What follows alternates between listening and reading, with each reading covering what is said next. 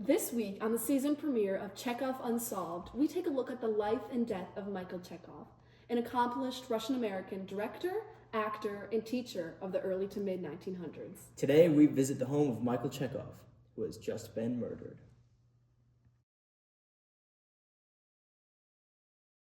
Born in this very home in St. Petersburg, Russia in 1891, Chekhov grew up to be a very successful man.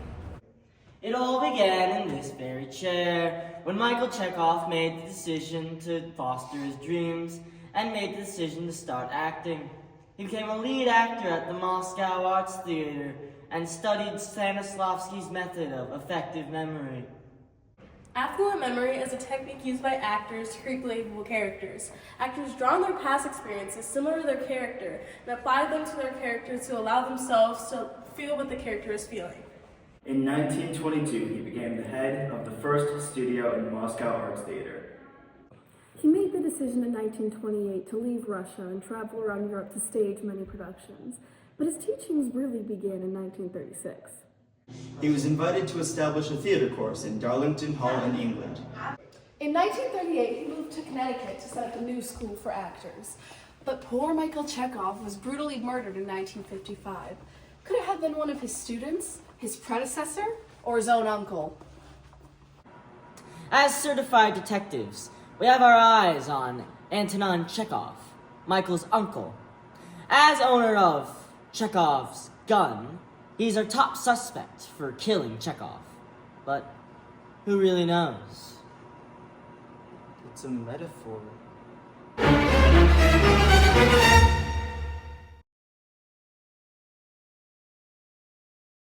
Please state your name.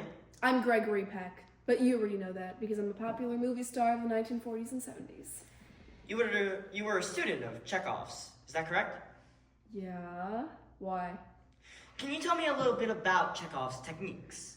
Well, two of his techniques were movement and radiating. Tell me about those.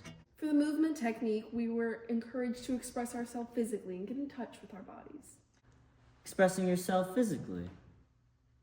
Interesting. So you would agree you're rather good at throwing punches and possibly physical violence? We did yoga and acrobatic warm-ups. It was very peaceful. All right. What's radiating all about? Trying to kill Chekhov with radiation, are we? What? No! Radiating was an acting technique that involved getting in touch with your scene partner's energy. We shared our internal essence, which is the internal choices that drive our performance. All right. Okay, that's all we need now, for now. State your name, please. Marilyn Monroe. So, Marilyn, I understood that Michael knew you quite well. Yes, I was one of his students. It's really a shame what happened. Yes. What was your relationship with him? A student. I already said that. Interesting. Did you learn anything in particular from Chekhov?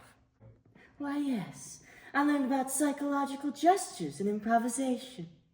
So, you played mind games on Chekhov, is what I'm hearing. Are you kidding?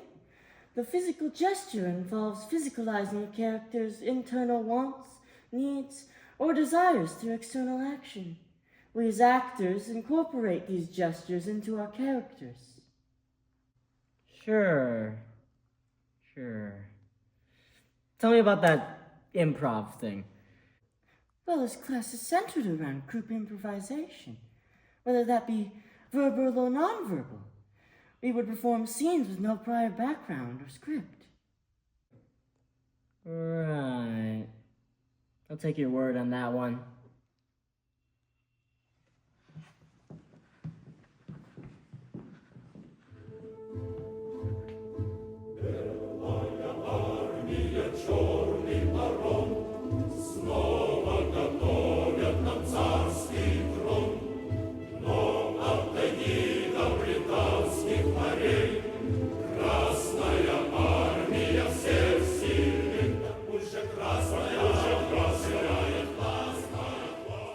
So, you are Konstantin Stanislavski?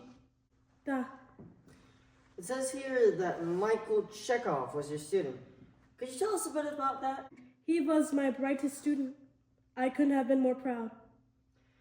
And how long did he study with you? 16 years since he was 20. You two must have been close then. Da, he was exceptionally talented. I even made him director of the Second Moscow Art Theater before he went off to America. Would you say that him moving to America caused any tension in your relationship? Any resentment?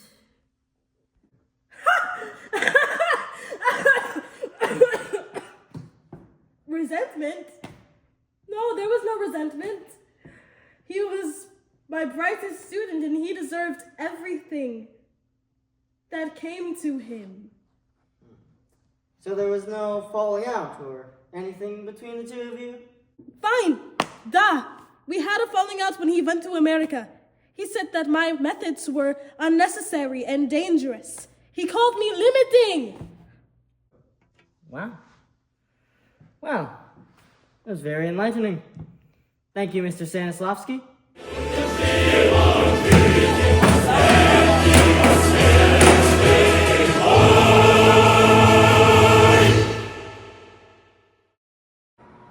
So, it appears this mystery has come to a dead end.